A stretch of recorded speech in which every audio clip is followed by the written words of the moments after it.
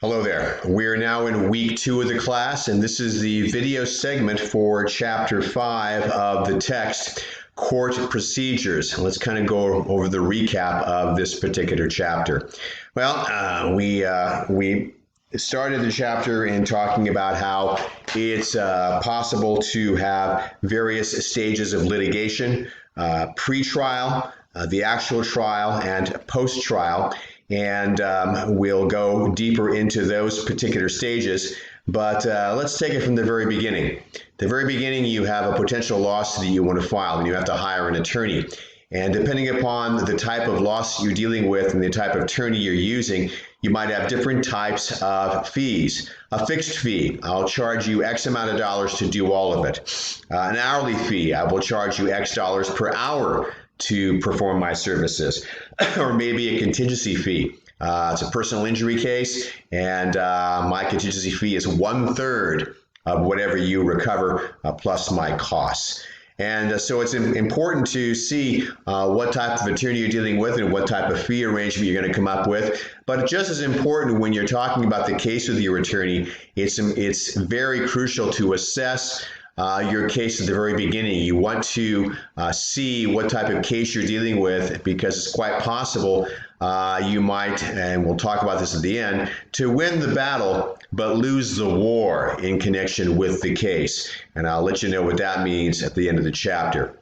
Well, we're at the pre-trial stage. We file a lawsuit against the opposing party in the appropriate court with the appropriate jurisdiction, the court that has the power to speak the law.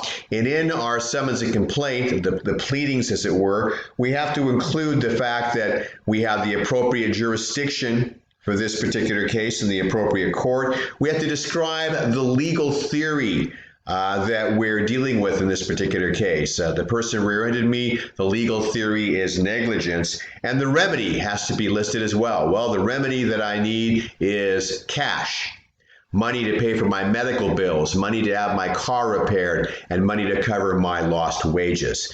That's the remedy available to me. So you filed the lawsuit, and you're reaching the pre-trial portion of the proceedings, in which there might be various motions that may be brought before the court at the pre-trial stage. Those motions are summarized on page 91 of the text. There's a good brief description of all the types of pre-trial motions that can exist. Also, at the pre-trial phase, we engage in what's known as discovery. We take depositions of witnesses. We submit interrogatories, questions that have to be answered by the opposing party. We request possibly admissions, that they admit to certain things. We are entitled to inspections, to inspect the premises where the incident took place. We can ask for records. We can even do forensic discovery and look extensively at electronic records that are in computer records, in computer hard drives and so forth. That's very time consuming and very costly, but sometimes worth the time and the effort. So that's all the discovery. And as you're approaching the trial, you meet with the judge and have a pre-trial conference. And if the parties can't settle at that point in time, the judge says, okay, time to go forward. We'll set a trial date. You get the right to a jury trial. You choose whether or not you want to have a jury in your trial or just have the judge hear the case. And then you go through what's known as voir dire, the jury selection, where you select your people, the people that you want to sit on that jury.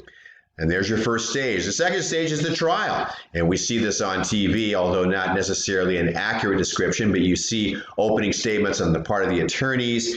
You see examination of witnesses. The judge has to take into account rules of evidence as to what can be submitted to make sure that the probative value outweighs any potential prejudicial effect in whatever's being submitted. Witnesses are called. Those witnesses are examined under direct examination and cross-examination. And expert witnesses might be called to talk about something technical that needs to be further explored.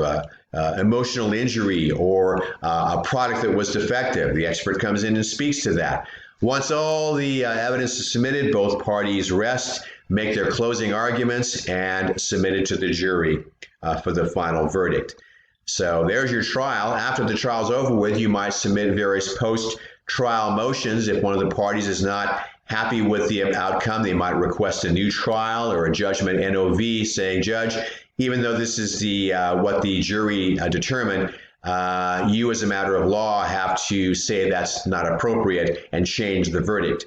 Or a post-trial motion might be in the form of an appeal to the appellate court. We talked about appellate review in the previous chapter, how it goes up to the next court, not a whole new trial, but reviewing the record, reviewing the evidence, and hearing the parties argue the case and submit their briefs for the higher appellate court.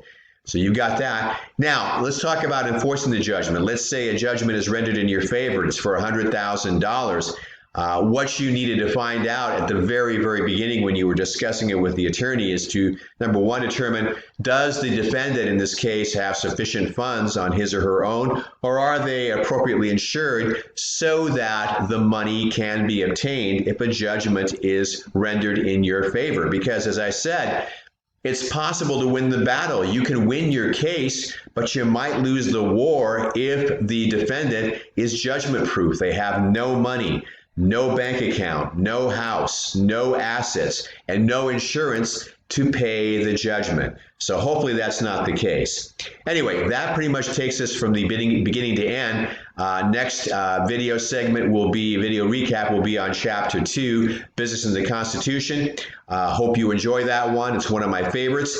And if you have any questions regarding the material, of course, email me, contact me by way of my work or school email, or you can ask the questions in our Zoom conferencing that we have later on in the week. That's it for now. Have a great day. Bollinger out.